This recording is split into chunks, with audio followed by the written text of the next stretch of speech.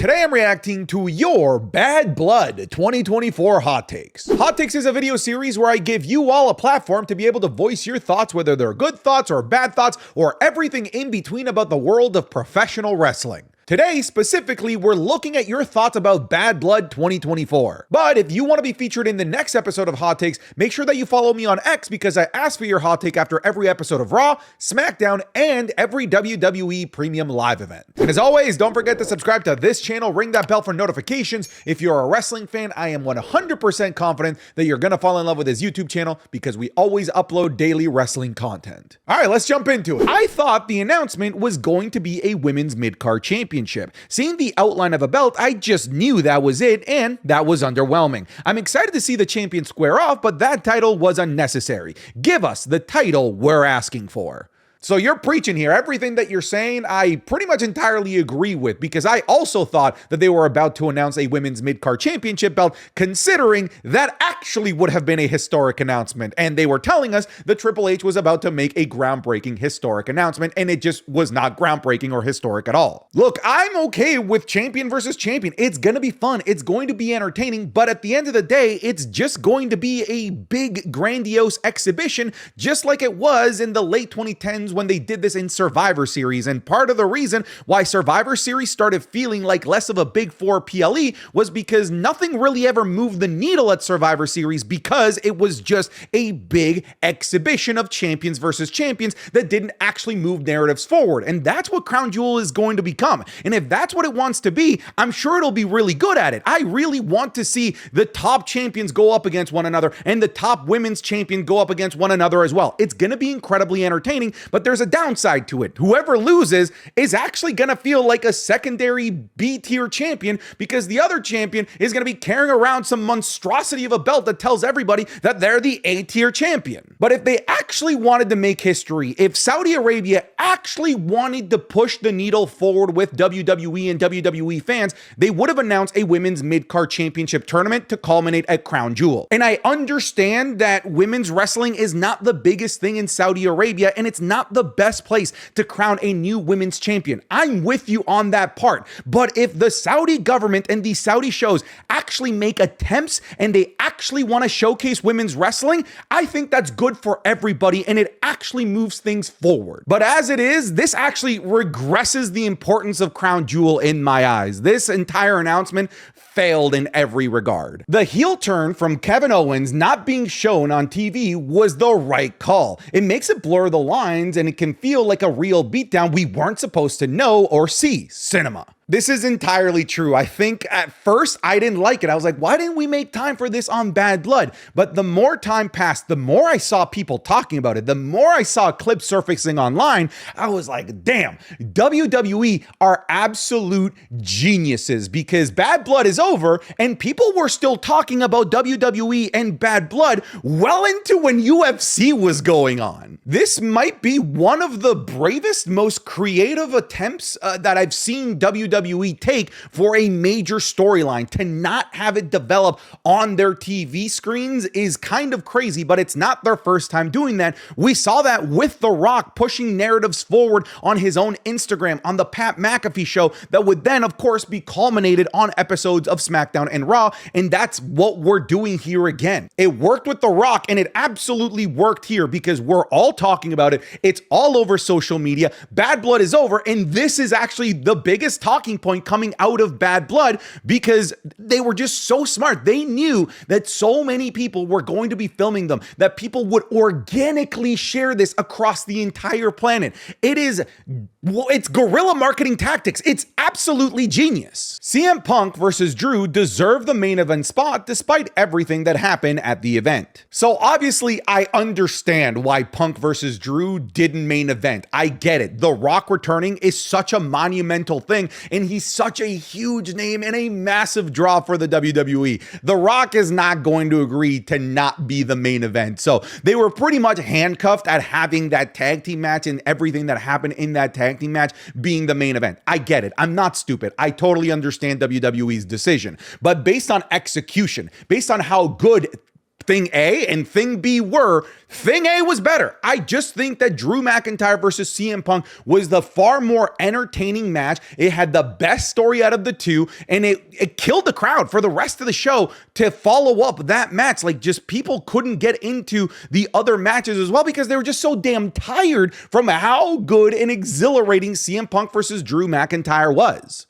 Again, I'm looking at things on paper. Like, if I'm just comparing apples to apples, I liked CM Punk and Drew McIntyre to be the main event more than what we saw, even knowing that The Rock came back. But I understand and I recognize that that's unrealistic when The Rock is there. Rock return is great, don't get me wrong, but sacrificing that classic Hell in a Cell for a quick hello and an eyebrow raise was not it. Punk and Drew should have 100% main evented. Yeah, so just kind of following up on what we were saying, I think part of the reason why I feel so strongly about Drew McIntyre and CM Punk being the main event, aside from it being such a good damn match, was also because the fact that The Rock didn't really do a heck of a whole lot. It was a staring contest, a slight message to Roman Reigns with the 1, 2, 3 and the little slit of the throat.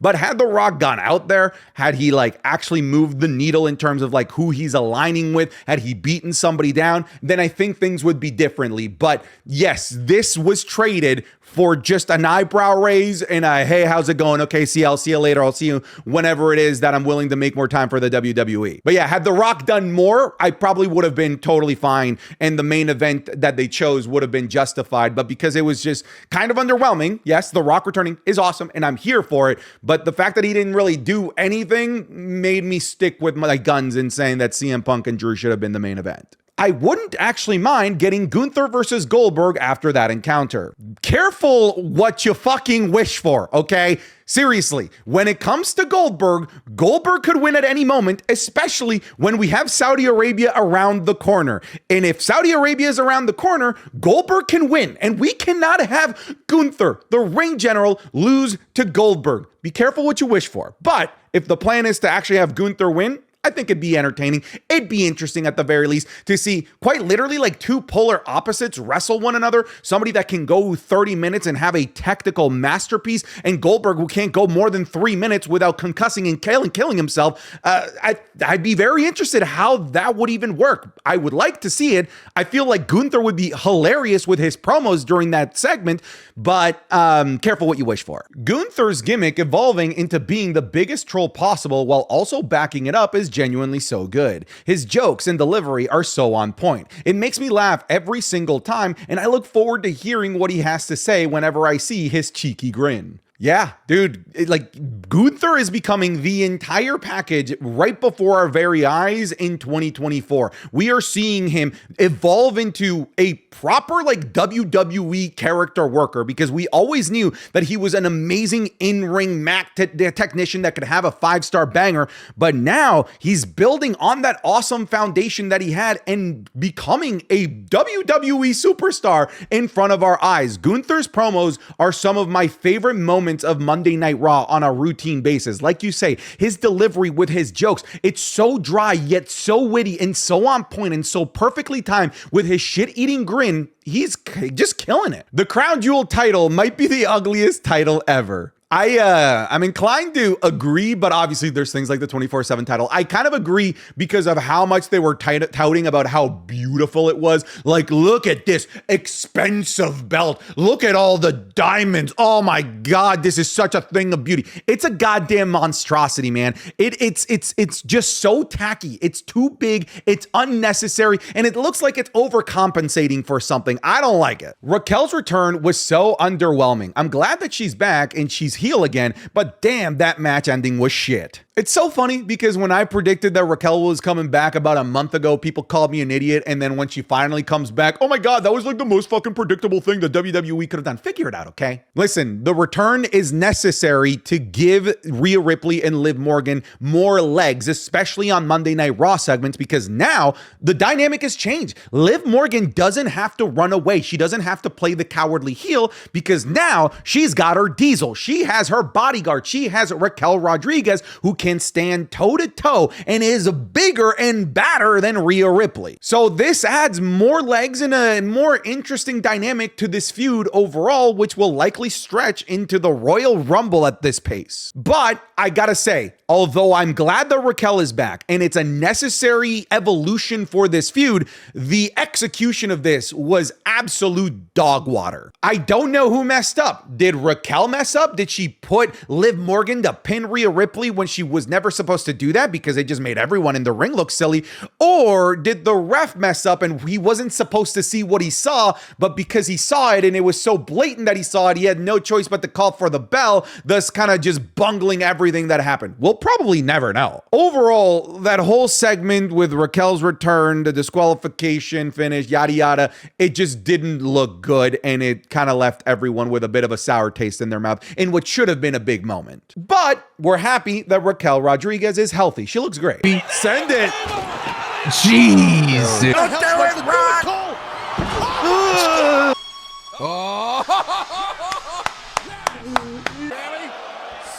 Oh my God. That, folks, was a sneak peek of this week's Wrestling is Cool Match Club, available exclusively on patreon.com/SantiZap. This week, you're getting the entire men's 1997 Royal Rumble match. And we're doing every Rumble match every week until the 2025 Royal Rumble. You're getting Shane McMahon versus Kane in an ambulance match. A Lucha Underground triple threat match between Penta, Rey Fénix, and Drago. The WrestleMania 19 main event between Brock Lesnar and Kurt Angle. Trish Stratus's first retirement match at Unforgiven 2006 against Lita, and Shinsuke Nakamura's famous NXT debut against Sami Zayn at NXT TakeOver Dallas. You're getting all of this, plus the Raw reviews, the SmackDown reviews, and the Wrestling is Cool podcast 3 days earlier than everyone else on the planet. So head on over to patreon.com/SantiZap. I will put the link at the top of the description or in the pinned comment. There is just so much content that we make over there that just simply can never see the light of day of YouTube. So just consider it. Again, patreon.com/SantiZap. Go check it out. Maybe you'll fall in love with it, but back to the video. The whole crown jewel thing fucks with so many storylines. For example, now would be a perfect time to run Cody versus Kevin Owens again, since Kevin Owens just turned heel. But we can't do that because Cody is obligated to fight Gunther at Crown Jewel. Bullshit. So this is what I was talking about with regards to Survivor Series all those years ago when they used to do brand versus brand, champion versus champion. It was awesome, it was cool, but it was filler. It didn't move narratives forward. And that's exactly what's going to happen with Crown Jewel. I didn't think of it in the same way that you were, but you're right. Something like Kevin Owens versus Cody Rhodes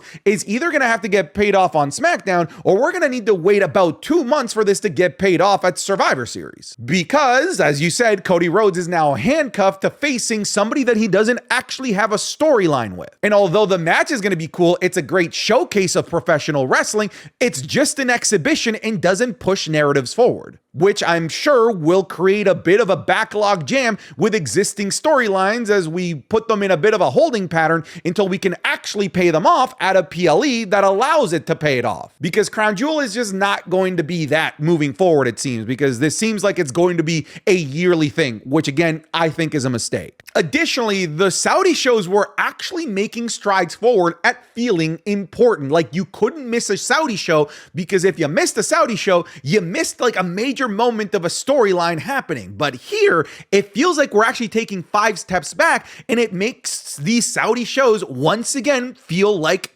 anime filler arcs. 13 years later, and still, The Rock is the reason why Punk isn't the main event.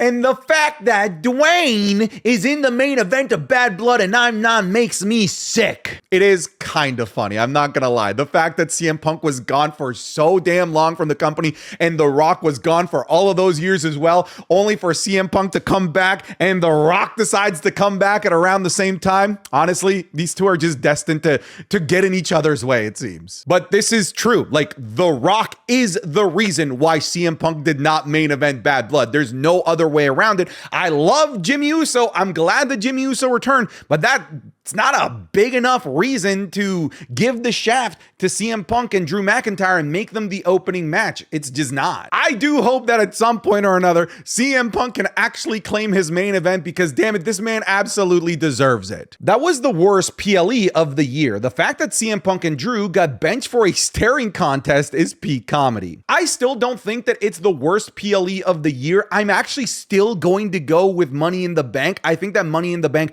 just made so many ridiculous choices in terms of booking. When it comes to this, you can make the argument that some of the matches weren't fantastic, but the booking decisions of those matches weren't necessarily terrible, like some of the questionable decisions that were made at Money in the Bank. Look, the opening was fantastic. As goofy and as messy as it was, I was entertained by the craziness that was Nia Jax versus Bayley. Yes, Finn Balor versus Damian Priest could have been on Monday Night Raw, but it was still a really good technical match. But what the hell are they doing with my boy Finn? The women's match was really good. It's just the ending was screwed up. I'm sure that was not what was intended to happen. It was clearly a mistake in my eyes. And then the main event was great as well. I don't think that this is the worst PLE of the year. I still have to go with Money in the Bank. Braun versus Bronson should have replaced Finn versus Damian or Nia versus Bayley on this card. The crowd could have been way more invested in that match, and it would have made for a better show overall. Also, we would have got Seth return at a PLE as well. That's very interesting. I think that based on the quality of what we got, with the power of hindsight, knowing that the match is fantastic, knowing that it was a classic, knowing that Seth returned,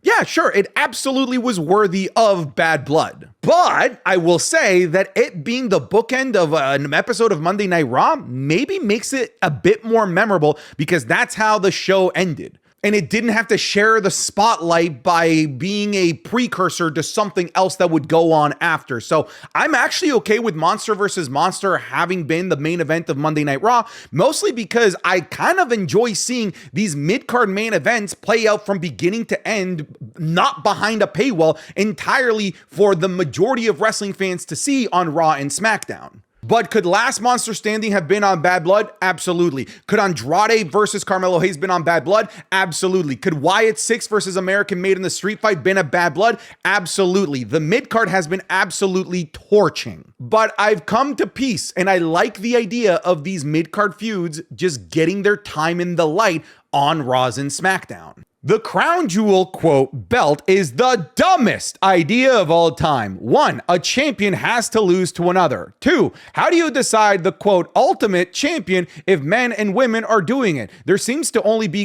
one crown jewel belt. And finally, the belt will never be defended since a new champ is decided every crown jewel. So what's the point? Yeah, there's no point to it. It is a big, giant exhibition belt. It is exactly the same as the biggest Royal Rumble championship belt that Braun Strowman still apparently has. It's the same as that trophy that they competed for, and it's the same as the best in the world tournament that they did in Saudi Arabia. This is why it's a bad idea, because everything else that I mentioned there is when Saudi Arabia felt like a non-canon WWE event, something that was entirely missable and that wouldn't push narratives forward. It's what Crown Jewel is becoming because of this. But I'm sure that the intention is for there to be 2 belts. I'm sure that there's a men's belt and a women's belt. But you make an interesting point. Like, a champion has to lose. There is somebody that's going to walk out feeling less important. There is a champion walking out of this show feeling like they have less championship aura about them. So I just don't think that this is a good idea. Will I watch it? Absolutely, because I want to see these dream matches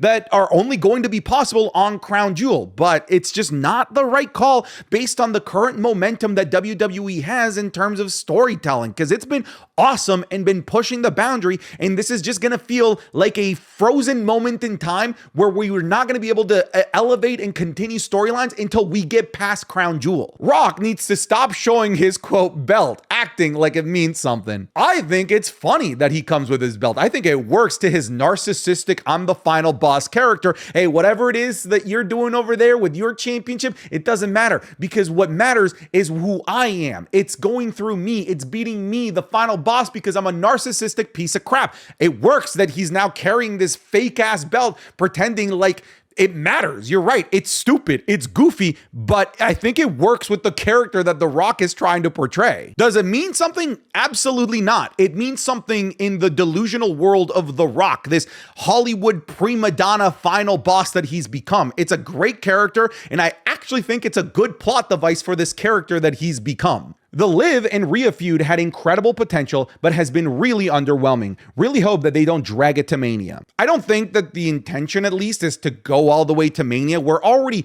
3 matches in if you count SummerSlam, Bash in Berlin, and now this. I think the farthest that this could possibly go is Survivor Series or the Royal Rumble. But I am losing a bit of steam on this feud. It was like the hottest thing going into SummerSlam. Like when you looked at social media, that was the most talked about thing, the thing that people wanted to see clips and reactions to the most, but it's definitely weighing down in terms of my personal interest and the general interest as well from what I can see when I look at numbers. But we'll see. I feel like it took a necessary step in evolving the storyline, adding Raquel Rodriguez. It just sort of sucks that the reintroduction of Raquel Rodriguez into this was botched and destroyed and it wasn't executed well. I don't know why. I just can't get into Bayley's matches, and tonight's was an especially rough watch. It's so funny because I walked out of that match with a smile from ear to ear, but maybe it wasn't for the right reasons. I thought it was a mess. I thought it was goofy. I thought it was overbooked. And yet for some reason, I was thoroughly entertained by what I saw,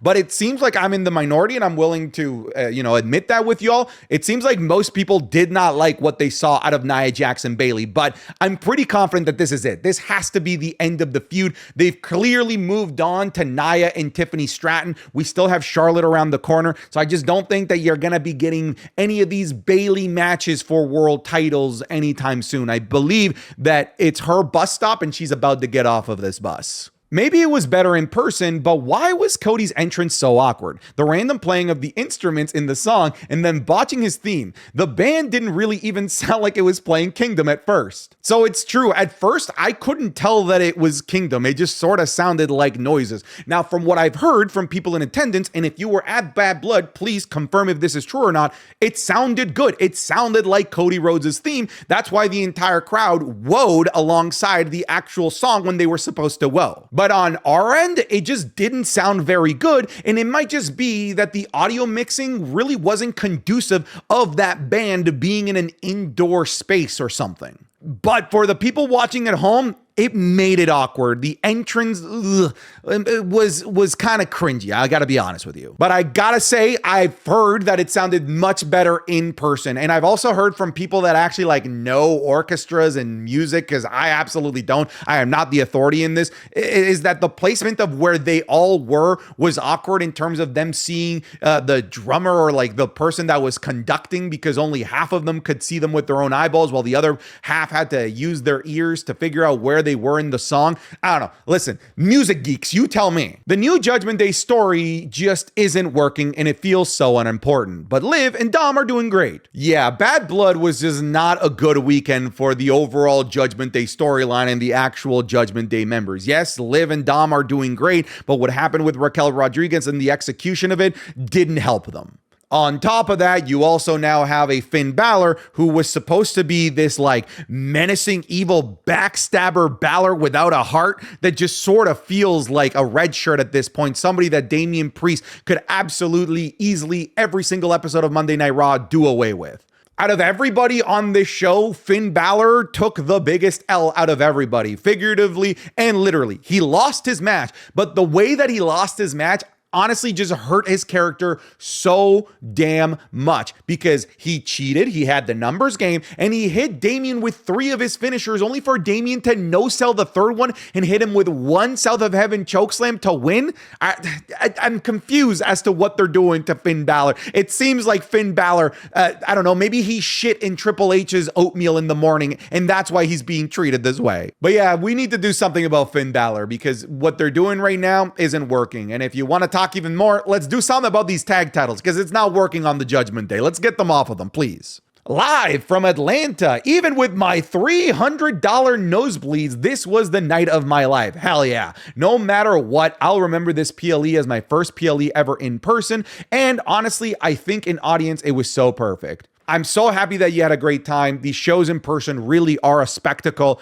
but $300 for nosebleeds? What is going on with WWE and their pricing? Have you seen the front row seat prices for WrestleMania 41?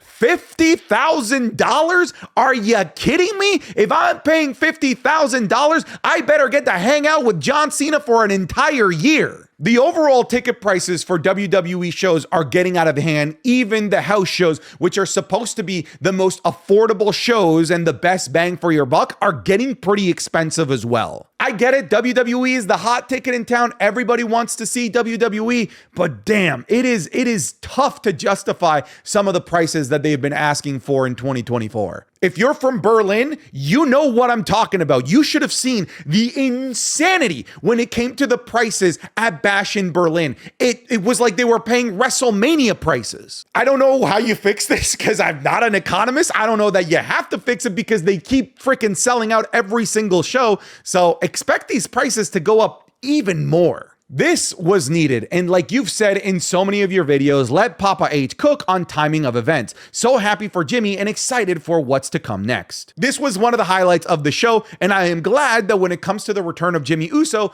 that we quote, let Papa H cook, because there were so many opportunities from when he was kicked out of the bloodline until Bad Blood for him to return. And all of them would have made sense and would have been great, but Triple H waited for the most impactful, imaginable, possible moment for Jimmy Uso to return. And I think that he picked the great one because he had that awesome reunion moment with Roman Reigns. And now that Jimmy's babyface and the OG bloodline is babyface, maybe this opens up for a proper bloodline reunion with Jay and Sami Zayn. We'll see where this goes. Overall, I'm really interested, but I'm just really happy that Jimmy Uso is back. I'm glad that quarterback one is actually back. Roman and Cody talking about who the quarterback is, who's calling the plays. Nah.